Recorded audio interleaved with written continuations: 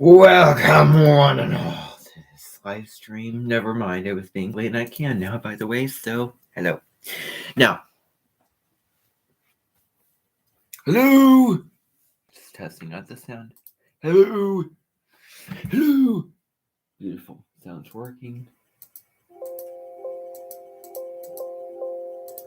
Alrighty, now, I'm not done talking about this. I'm not done addressing this. No, I'm not. Now, get out of here. Never mind. So,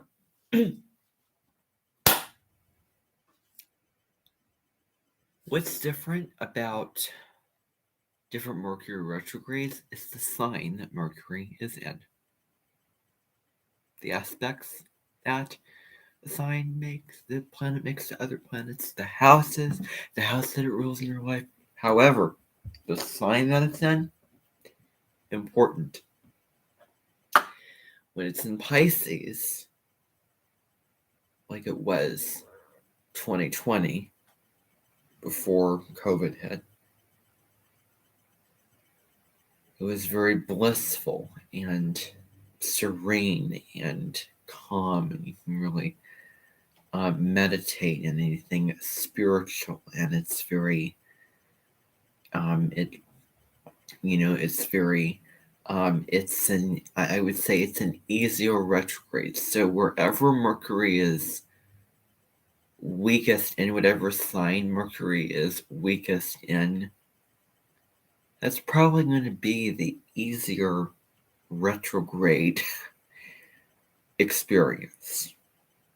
If Mercury is in a strong sign, such as Aquarius, Gemini, or Virgo, yeah, it could be a little bit more of a rough ride. And Mercury was retrograde in Gemini 2015 when I was exiting from elementary school. Get this. I was leaving elementary school during Mercury retrograde in 2015 when it was in Gemini, and I was leaving behind my teacher, who I did not like. As I have said many, many, many times before, I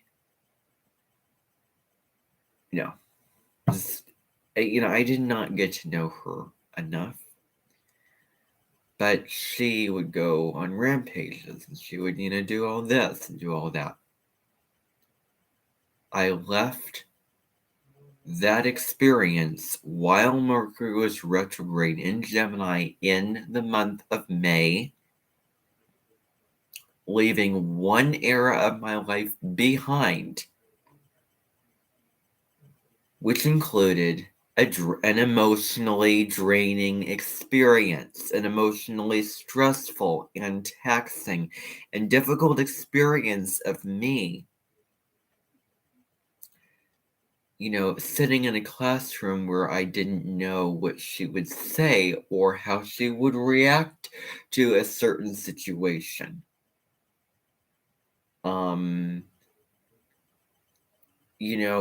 It was very tense and on eggshells.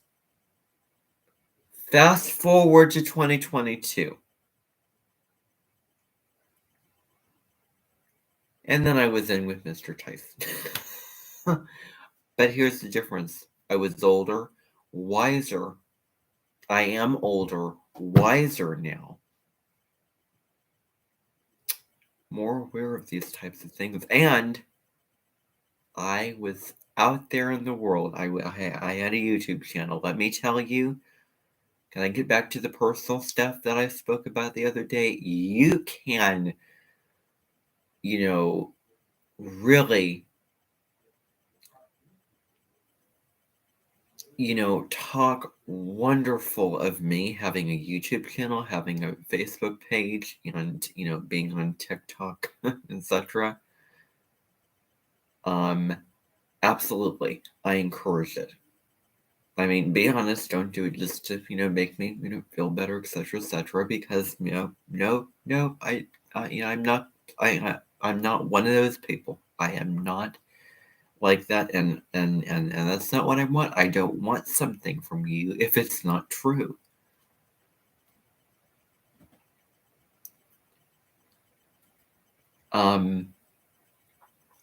Know me for those things. Do not know me for the interactions that I have with fellow students at a current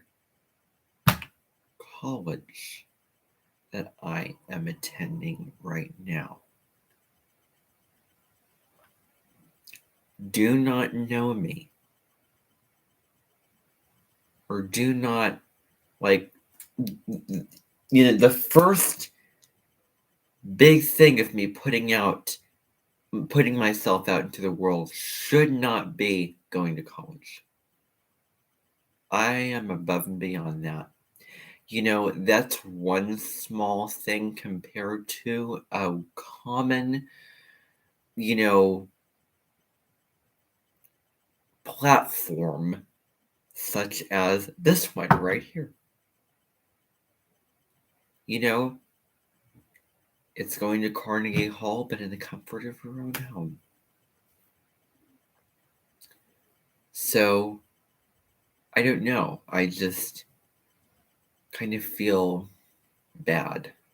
I mean, not bad, but it's kind of embarrassing to think about me, somebody out there. And I'm not kidding. I'm not bragging. I'm just speaking truth. And I have Jupiter and Virgo. So I think I have permission to, be, very prideful of myself. But we all do. But anyway, I'm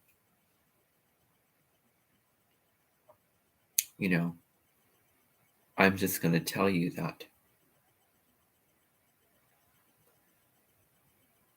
because I can go on YouTube anytime I want. There's no schedule. There's no nothing.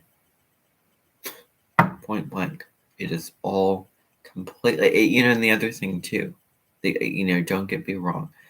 However, this is really my own thing, my own, thing I have initiated, and it was kind of written in the stars that I would do this. I guess it was predetermined. I guess it was fated. I guess it was expected of me to come on and do this. So what's interesting was, guess what? That Mercury retrograde that I left my 5th grade teacher, that situation, then I had another situation. The resemblance was of one that has come, that has left, and I shall not compare him to somebody famous in the world.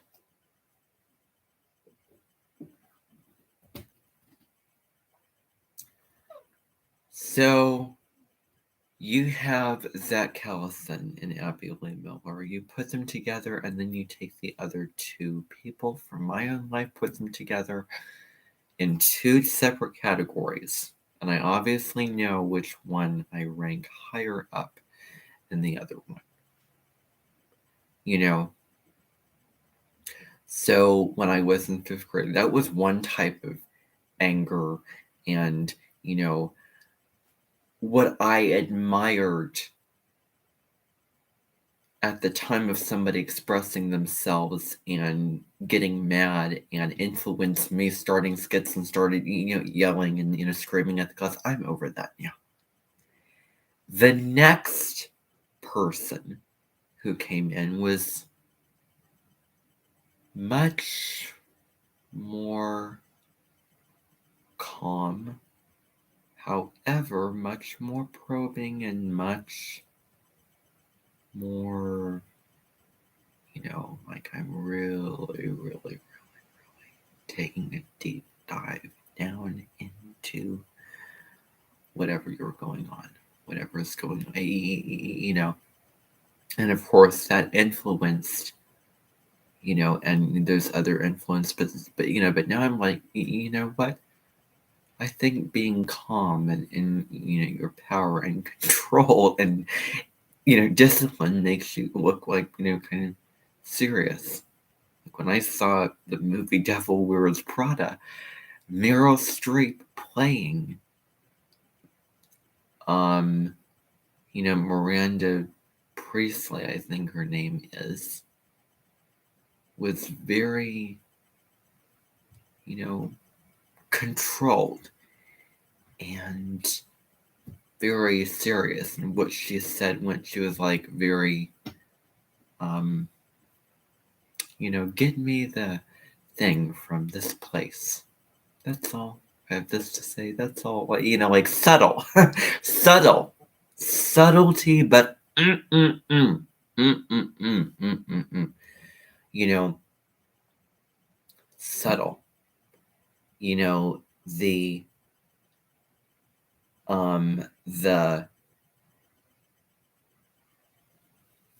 you know that large, like a large giant of subtlety, a large giant of subtlety, and you know, that situation, several situations, I've told you that I have come home and I have felt very drained emotionally. My energy pulled down.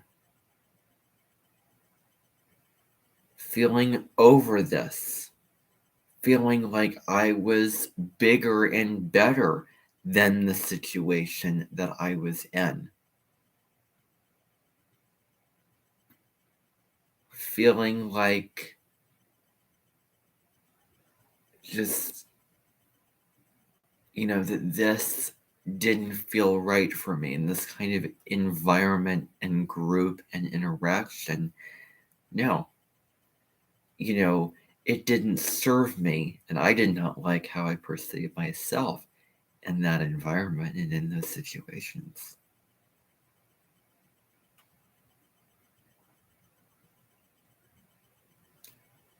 There was no yelling, no, you know, nothing firm, nothing, you know, no shouting, no raising of voice. However, or you know, um,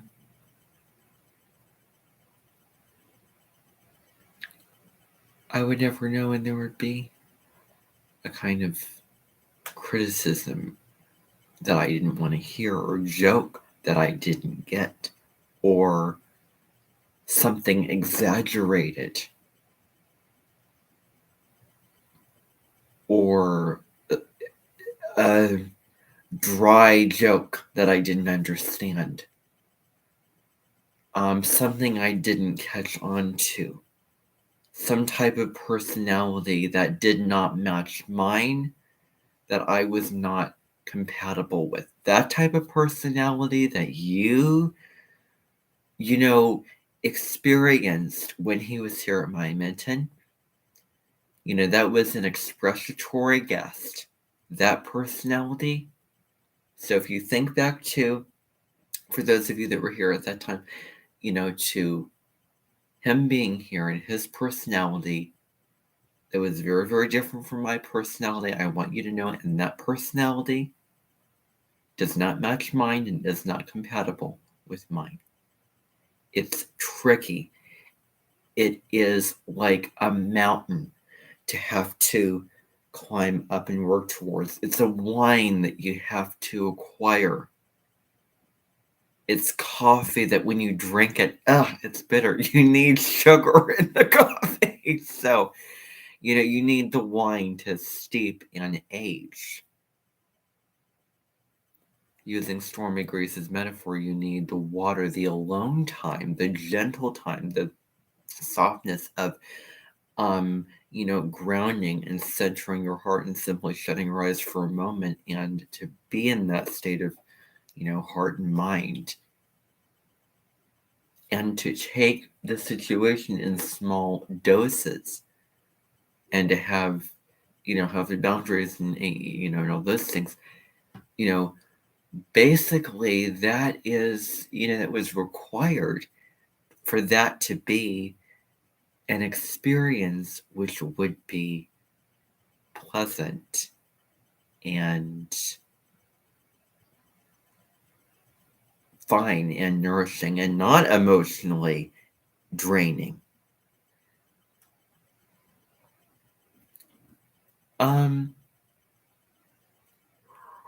That was that.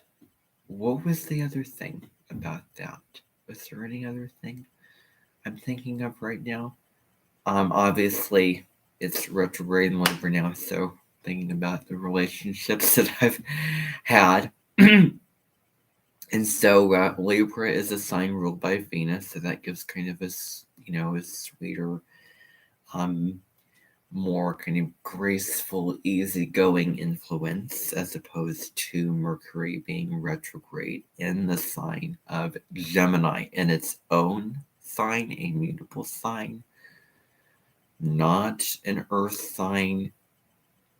Yeah. Again, Bumby right. So, the kind of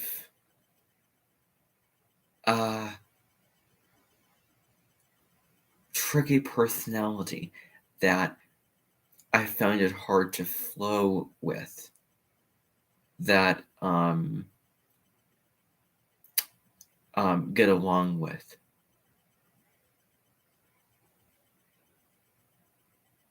And there's certain people whom, if I perceive myself around this person, I don't feel like who I want to be. I don't feel like how I want to feel like. I don't like how I look when I am around this person. I don't like how I sound, how I am perceived in my mind as just this, just this person that, does not match me. And who I want to be. It's just a matter of perception. And on that note, I'm going to be right back because stuff.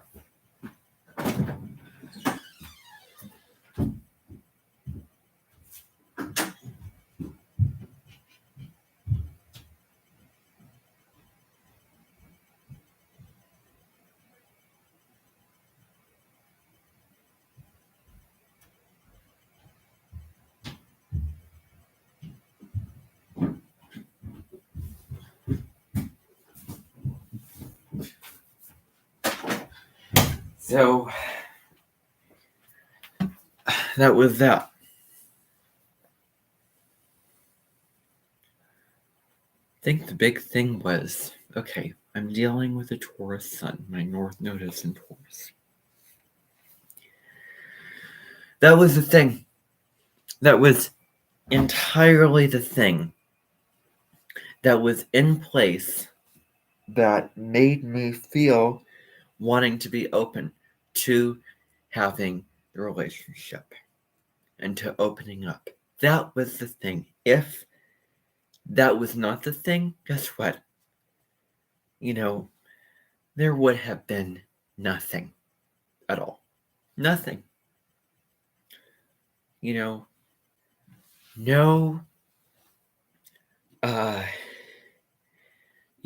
factor,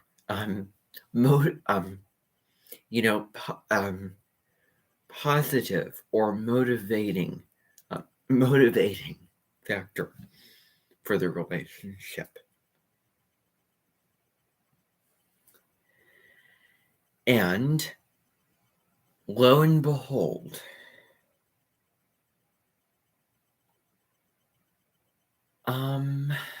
during the Mercury retrograde, I walked back through my elementary school while Mercury was retrograde in the sign of Gemini. I left and I came back 2, 3, 4, 5, like 7 years later. 7? Oh, wow. Okay. Well, let's talk about the number 7. So, 2015. 1, 2, 3, 4, 5. Okay. 1, 2, 3, 4, 5, 6, 7. 7. Let's talk about season 7 of Food Network Star, perhaps the most intense and the most chaotic, most difficult, demanding. Like, you could watch an episode of season 7 and kind of get stressed out and kind of, get into the Scorpio South Node arena. You watch the documentary, The Deep End of Teal Swan, Scorpio South Node arena, the experience I had with Mr. Tyson. That's Scorpio South Node. I have even made live streams on my channel about it, and if only I had Facebook, I could just write a post and put an image up and post it. Wouldn't have to wait till I got home. Oh no, but I didn't have Facebook because it was just blocked off of the computers that I had. The computer that I had. So I think a good majority of people start off with Facebook and then they, but look at me now. I'm off and I don't really need you anymore. Go to my channel, you find that I have grown and I am more than that. If only you would have stopped seeing me like this at the time. This is my address to Mr. Tyson. Now, if you would have seen, excuse me, if you would have seen Thomas and Friends episode of Spencer, I forget what it was called. Well, maybe that custom. Maybe I would say Thomas and Friends season, I don't know, season 11, seasons 9 through 11. Seasons 9 through, seasons 9 and 10. If you go see the seasons 9 and 10 of Thomas and Friends, wonderful customary tie-in to the Mercury Retrograde way back in May and June this year, ending in June. Now, so Mercury was retrograde. Season 7. Intense situation. Food Network finalists, competitors participants were participating in, winning, were working towards their chance at stardom. Intense. The experience that I had, I perceived in my humble perception, dropping into the truth of my being, intense. The experience I had in 5th grade, intense. Emotionally intense. All 3 of those experiences were emotionally intense.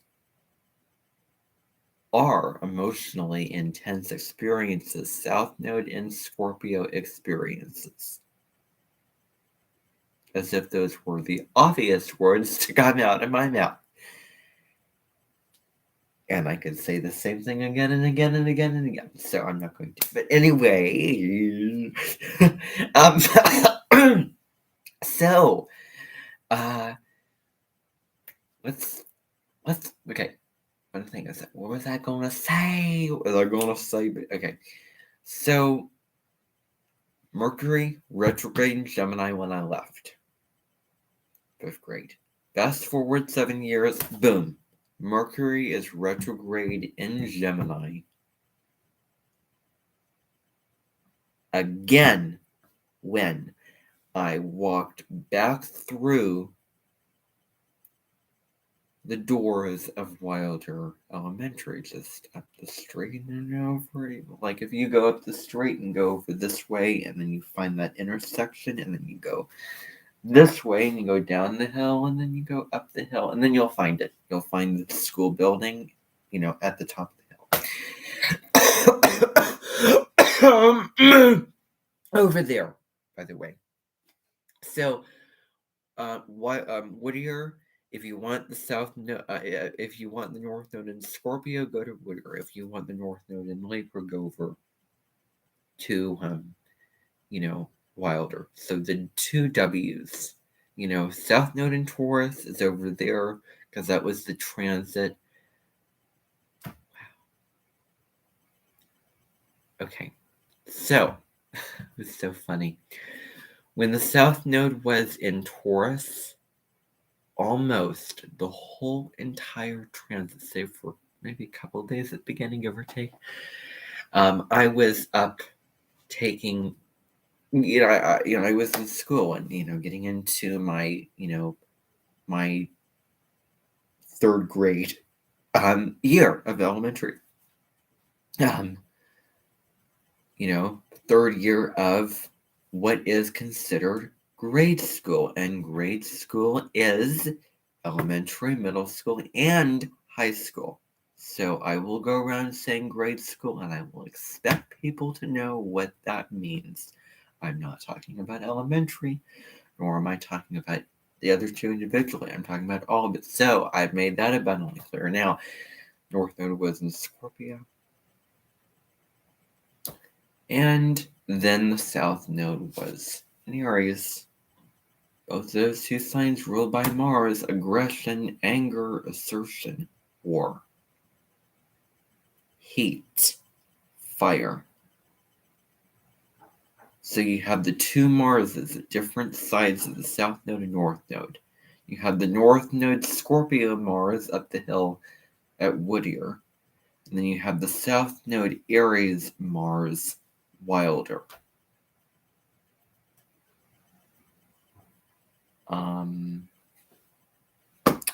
Yeah. Yes, indeed. But I don't want to get into the notes. Obviously, there's a lot I could say about the South Node and Aries. Good grief. Okay, wow. So, okay, I really realize, okay, this is, I'm having a kind of revelation here, okay? So,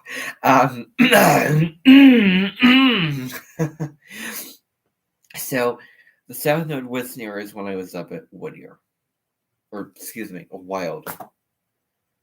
An emotionally intense experience where you feel, inhibited, boxed in, and with Aries, it can lead to aggression, a lot of fighting, a lot of that type of stuff made a lot of sense for my 5th grade year. And then South Node Scorpio, made quite, and here's the deal. This is what I realized. So the two people who were the culprits for the two experiences had this in their chart. My teacher, my 5th grade teacher, probably was an Aries sun, and Aries together are wonderful, but they can also kind of rip each other apart.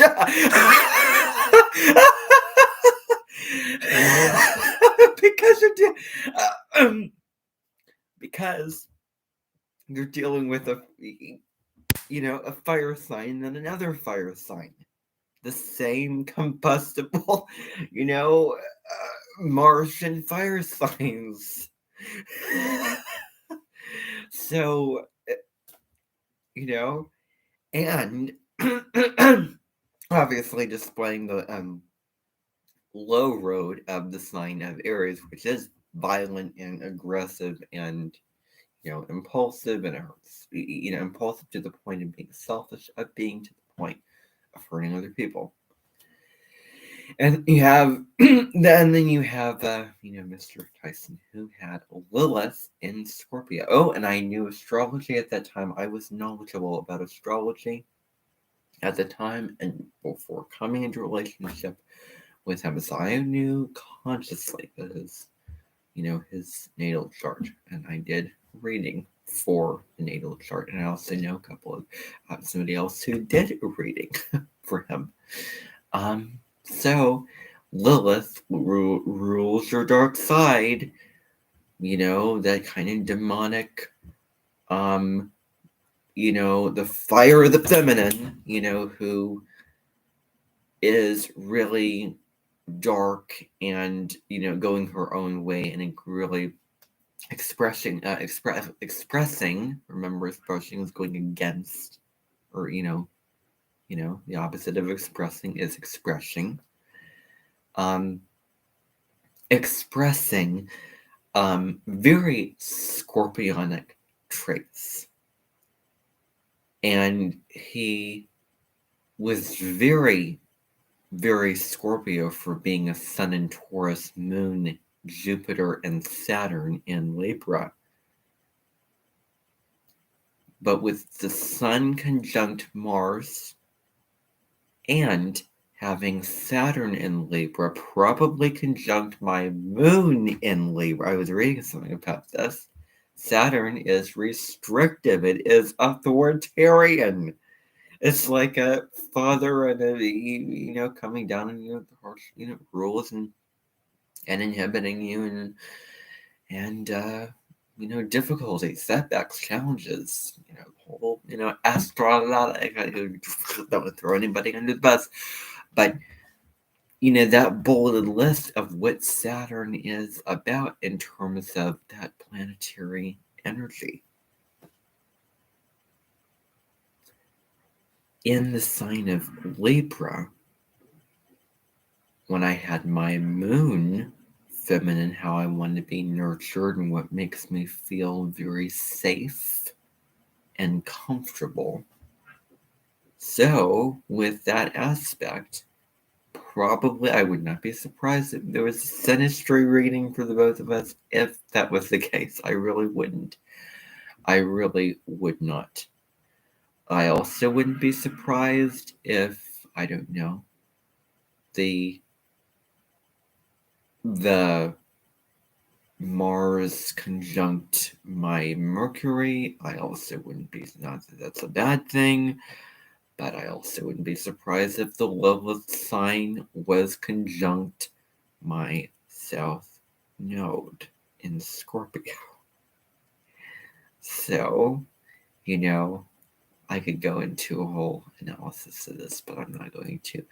Of course, I would get deeper into this had I would know my, fifth grade teacher's chart. But for the fact that, talking about a very scorpionic aspect in South Node Scorpio, what we need to break away from because it's not serving us. And it was these kind of experiences where your power is stripped away from you and you're, you are, brought down and, the Scorpio land, that dark land, all the, dark stuff. So,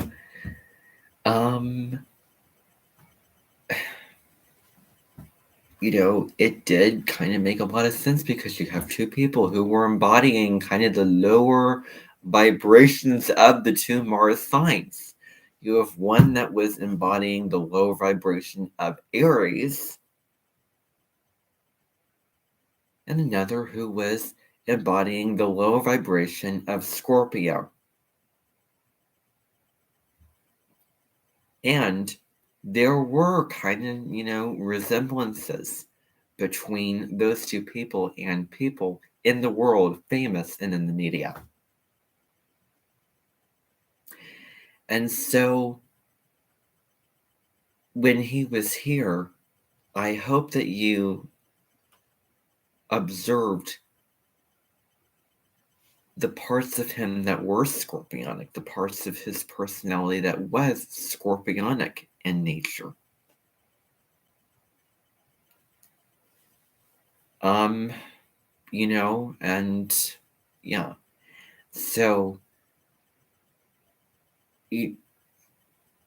and the South Node was there, so it just pulls you back into the lower frequencies, and where you need to go towards the two signs that Venus rules, Taurus and Leo. Like, you have Mars, the two Mars signs. That's what the South Node was in over those two experiences. You have Aries in the South Node, Scorpio in the South Node.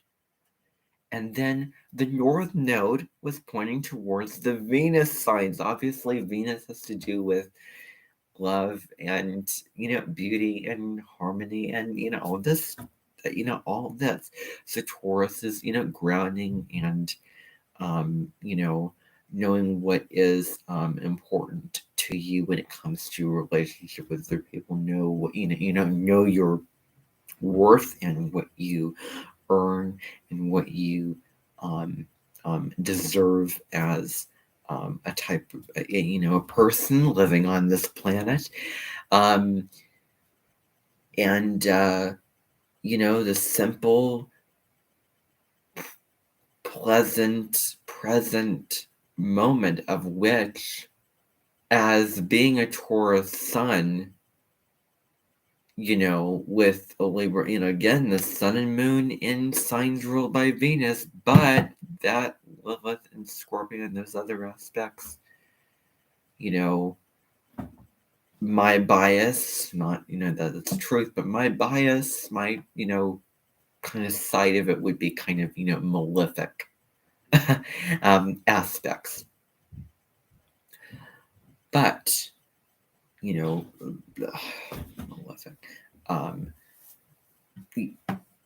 And Libra is peaceful, diplomatic, coming together, seeing the other side, not fighting and not arguing and being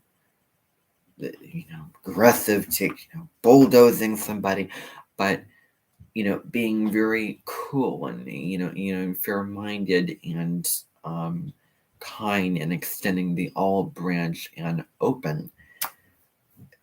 It makes a lot of sense. We'll say that, North Node Taurus, would want to, with Mr. Testo is more consciously aware of North Node Taurus and what it was pointing to and what it was all about, as I am right now.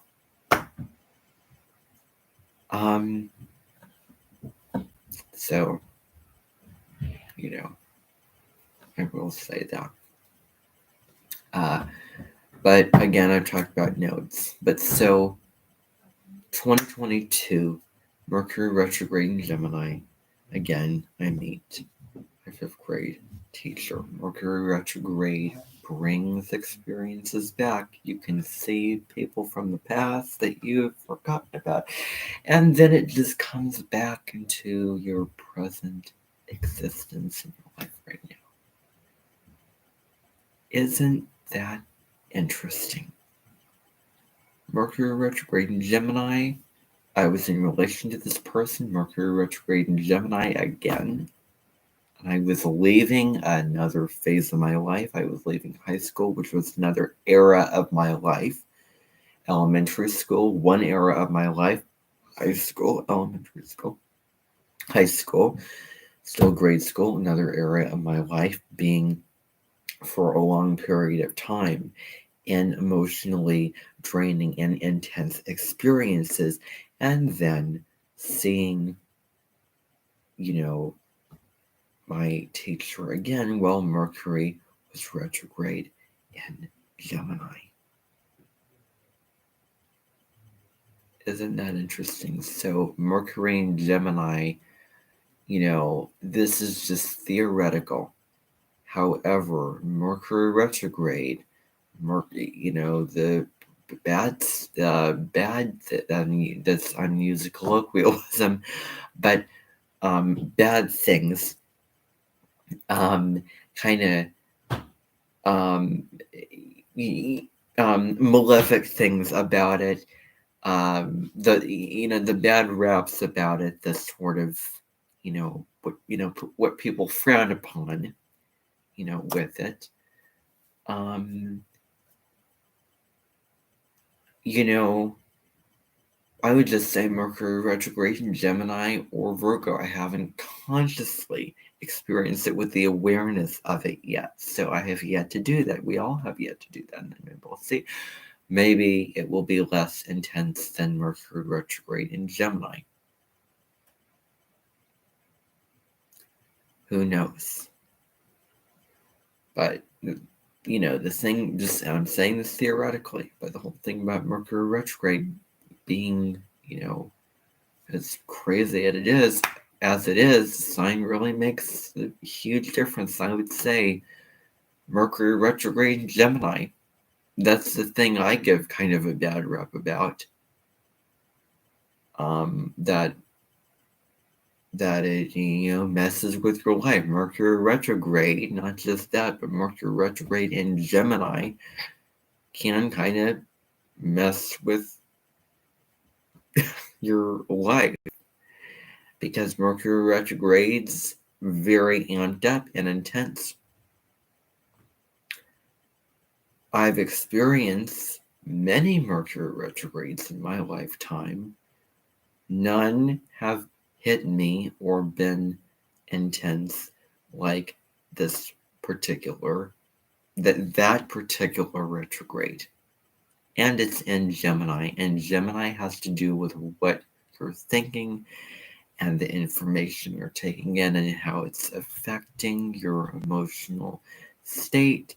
It has to do with the value, the information that you're learning about your thoughts, and are your thoughts negative and positive, and getting metacognitive processing, it was invasive, especially because it was just you're trying to move forward in your mind, your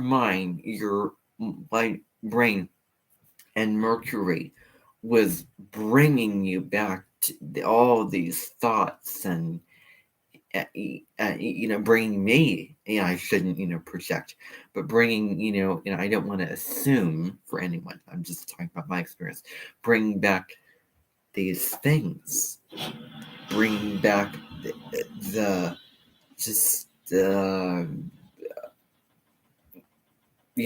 thoughts and how you felt about things, your own thoughts and side of you, and get so wrapped up in your head, and your mind just goes crazy.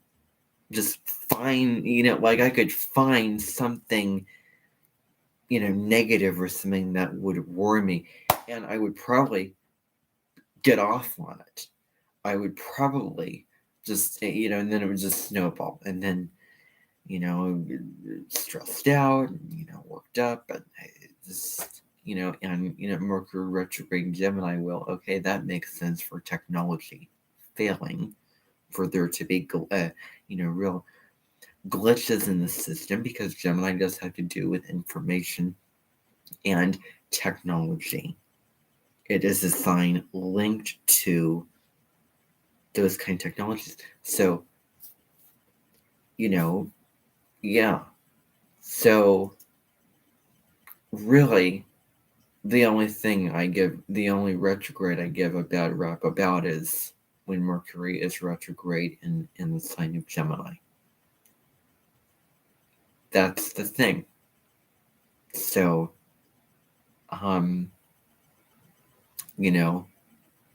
it will not be retrograde in the sign of Gemini for quite I'm going to kind of put on the negative, cap here. But, Mercury in Gemini is direct, is kind of, big, loud in the mind enough. And it's, I guess, more positive. But when, basically, when Mercury is or especially a personal planet, is retrograde in its sign of rulership or exaltation, that is basically like a planet that is direct, that planet direct is in its sign of kind of, it's not as strong as in certain signs, detriment or fall, basically.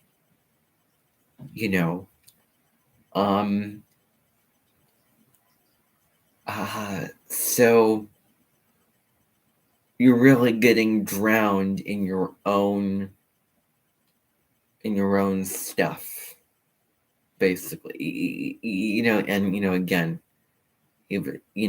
owning authenticity. I saw that video and it was spot on. Like, really, like, wow, this so resonated, and I wish I would have heard that. As if you've gone, took a time machine forward into my life and saw what was going on, and then, made that message for everyone. It just, it really kind of hit home when I heard that video, which was, I have things to say about it, of course, but, so, yeah. I don't think that there will be as many glitches in the system with Mercury retrograde in Libra. There probably could be more miscommunications with Mercury retrograde in Libra, misunderstandings, in details. So maybe be aware of that, I will say. But when it moves into Virgo, analyzing and criticizing yourself, it's kind of, it is an earth sign, so it's more, kind of stable. But, Mercury retrograde in Gemini, I'm going to kind of own right now. I'm going to take ownership that I'm going to kind of put on the, the doom and gloom astrologer cap when I say that,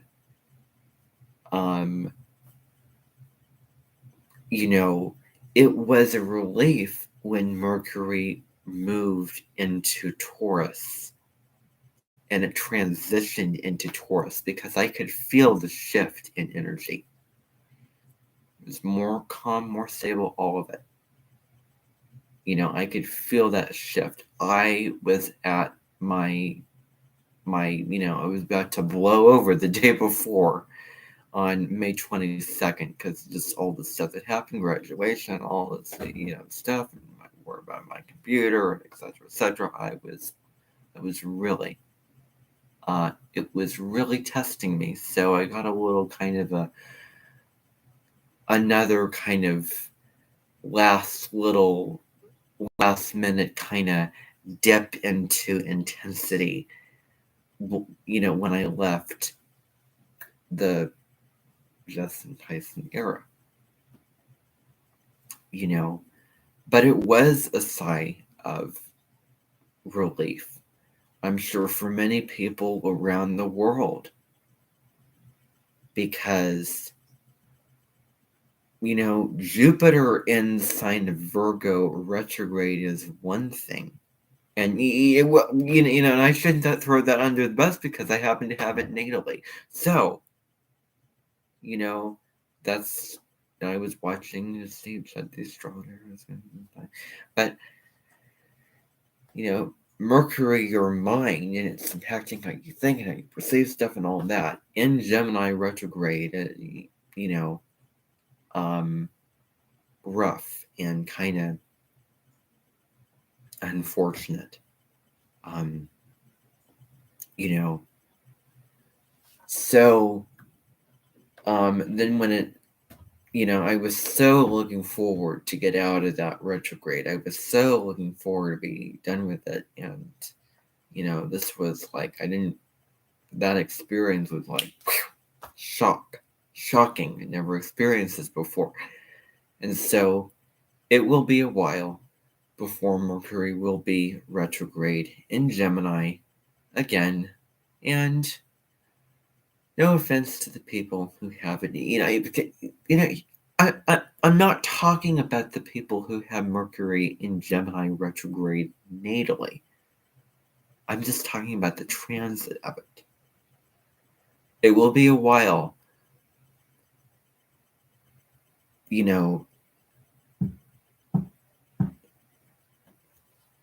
until Mercury is going to go retrograde in Gemini again. When it does go retrograde in Gemini again, I hope that my life is more stable. There's not big things happening. There's not inconveniences or big products on the way or whatever. On May 10th, I set my alarm for when Mercury would go retrograde. I forgot that I set it, and boom, I woke up in the middle of the night. I was woken up by it.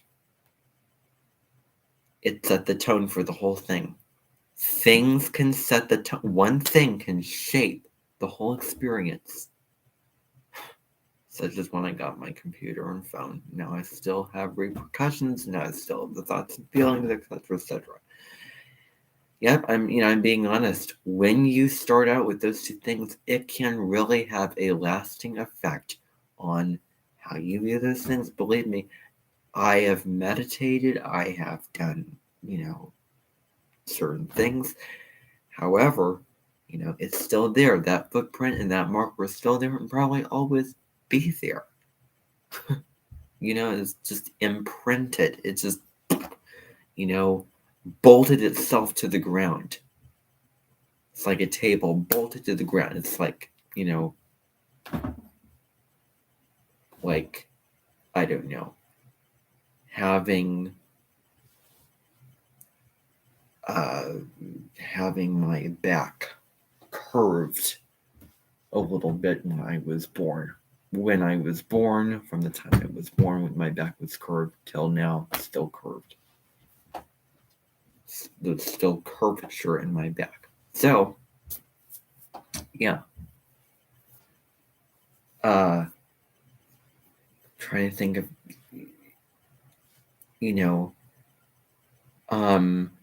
but that really did set the tone for kind of the whole deal.